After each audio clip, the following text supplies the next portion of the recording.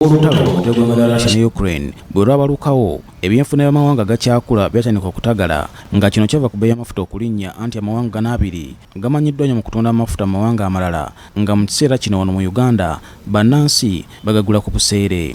Olwaliro abavubuka begattira mu kibiina ki Ukraine Solidarity Committee Uganda bakedde kwekalakaasa nga bawakanya eggwanga lya Russia okulumba Ukraine, ekintu kye bagamba nti kyekiviiriddeko ebyenfuna by'eggwanga lino okutagala.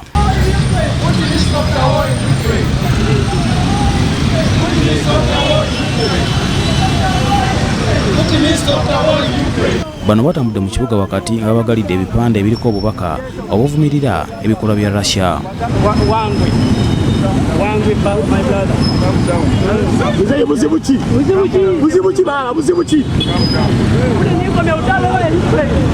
Babadde batuuka ku banka ya Uganda, poliisi ne bakwata kyokka basigadde bawaga bo batagenda kusa mukono.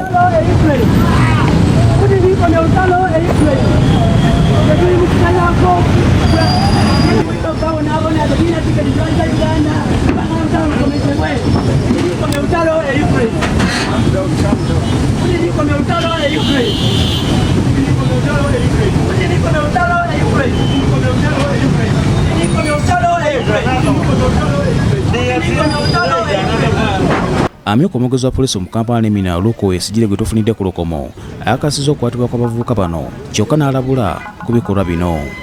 Tukutte abasajja 5 ku by'okwekalakaasa olunaku olwaleero Kampala Road era bakuumibwa wano ku poliisi ya CPS ku nsonga ey'okukuma omuliro mu bantu. Kigambibwa nti bano babadde bakutte ebipande nga balaga obutali bumativu ku nsonga ya Ukraine ne Russia nga balumiriza Russia okukola obulumbaganyi mu Ukraine ekyali kibi. So tuli mu ku recordinga statement za tujja batwabulira ebidda. Poliisi mu Kibi, BBSKATI Gambuuze.